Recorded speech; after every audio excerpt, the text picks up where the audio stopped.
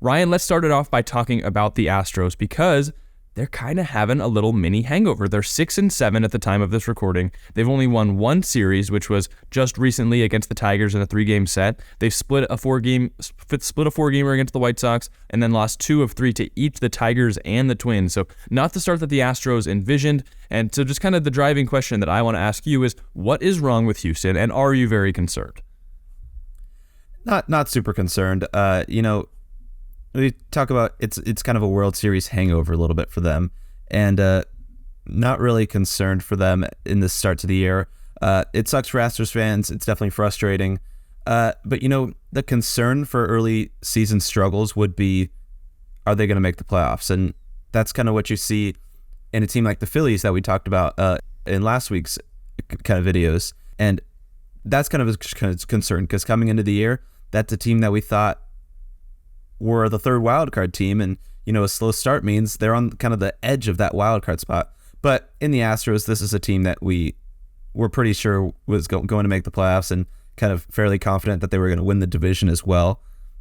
And when you look at the division, 6-7 is not that bad of a start. We believe that they would do better, and kind of it's not ideal, but we kind of believe they'd win the division by a comfortable margin. Like I said, you got the Mariners, who are also struggling at 5-8, so even worse than that. And the two teams above it are both the Angels and the Rangers at 7-5, only a game and a half up.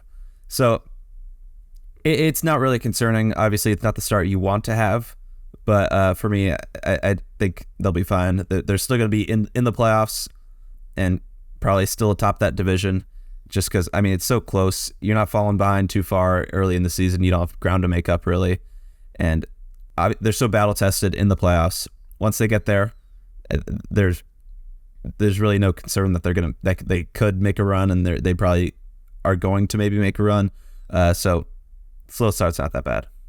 Yeah, they're about 2 innings away from being 8-5 instead of 6-7 too. Ryan Presley, who we watched throughout the World Baseball Classic and the postseason last year, and I was like, this is one of the more lockdown closers that we've got in the game. But he's 0 for 2 on save opportunities. He's blown 2 games. He's got a 9 ERA. I think it was the opener against the White Sox, and then also the game that they lost to the Pirates. Another game in the Pirates, he gave up a walk-off home run. So a guy who has not been performing the way that they want him to, and that can really swing a game early in the year. So you don't want to overreact too much. They brought the win to about 8 innings and then just gave it up in the 9th inning. So they could very easily be 8-5, which I think we'd be looking at that record a little bit differently. But some other players who were struggling, you've got Jose Abreu in his first season, 55 at-bats. He's got a 666 OPS. They've got 2 guys with a 672 OPS. That's Jeremy Pena and Alex Bregman. And then Luis Garcia, who for them, I think he's either their 3 or 4 starter, but he's got a 7 ERA. He's only thrown 9 innings this year. So those are some of the guys that are struggling, but you don't look up and down the lineup and see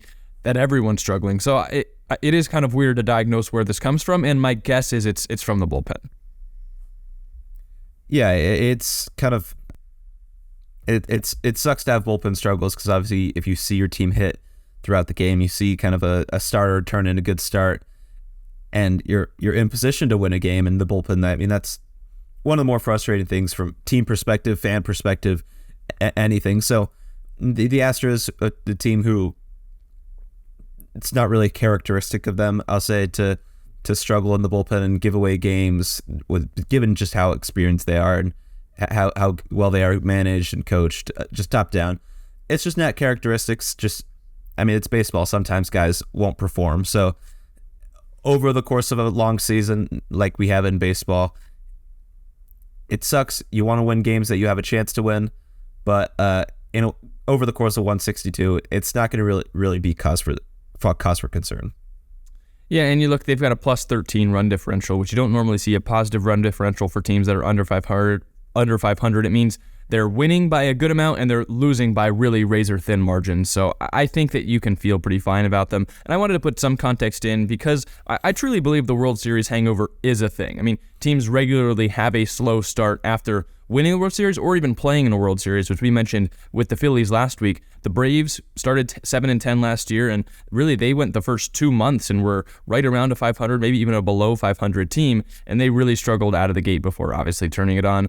And the Astros last year, after playing in the World Series, started 8-8, and a lot of people doubted them. I know we were talking, wow, could the Angels win the division this year? And I regret that. I bet most people who doubted the Astros regret that because they still eventually went on to win the World Series. So if they win 2 of their next 3 games, they'll be in the same spot they were last year, where everyone doubted them, and yet they still went on to win the World Series. So I'm still feeling good about the Astros. I think the lineup, some of these guys that we mentioned that are struggling, will come back around. I mean, Bregman's heating up. Abreu needs to settle into a new team, and I think the pitching has still been good enough that I'm not really concerned about the Astros, so I'm not going to budge from having them as my World Series pick this early in the season. Absolutely. And obviously, if you guys watch, I didn't have them to win the World Series, but I still not going to budge from them winning that division. And, as for the players, you can look kind of at a snapshot of, what is this, 13 games that they're at right now. You can look at any 13-game snapshot over the course of the year, and you're going to see players that played better and some players that played worse. And obviously, when you look at the beginning of a season and you see that Alex Bregman's hitting 196, that's a little like, well, why is he doing that? But you're just going to go through stretches like that in the season. It just so happens that some of these guys are going through some of those stretches at the beginning of the year. Some guys are just slower starters than others to get going. So as long as you can kind of maintain that 500 for a little bit before you kind of piece it together, that's fine. Like I said, you don't want to fall back too far, and especially when you're in a division that's currently, you're only a game and a half back behind teams that you were expected to pretty comfortably finish in front of. It's not that concerning for the Astros, and I think we're going to see them bounce back soon. And if they did miss the playoffs, that'd be funny for me. I'll just say that. I think, you mentioned the 13-game snapshot for players. You look at Bregman's 196 batting average, but then it also doesn't show that this past week in the series against the Pirates, he had 2 home runs, he had a big double, I think he had another extra base hit. So even players that are heating up over their smaller stretches, those numbers aren't really recognized. So I would take all stats that you're seeing so far this season with a grain of salt, unless it's maybe percentile based, something like that. But you've got guys that are still figuring out their swing. People that are getting unlucky, that does not come through over this small of a sample size. It doesn't kind of come back to the mean, as we might talk about a little bit later. So stats are a really weird thing this early in the season, and I assume that these hitters that have always been elite, I think they're going to be just fine. Thank you all so much for watching this video. If you like what you saw, make sure you like, comment, and subscribe, and as well as hit that notification bell. If you want to see more content from our show, check any of the videos around me or follow our socials for more content from Double Play.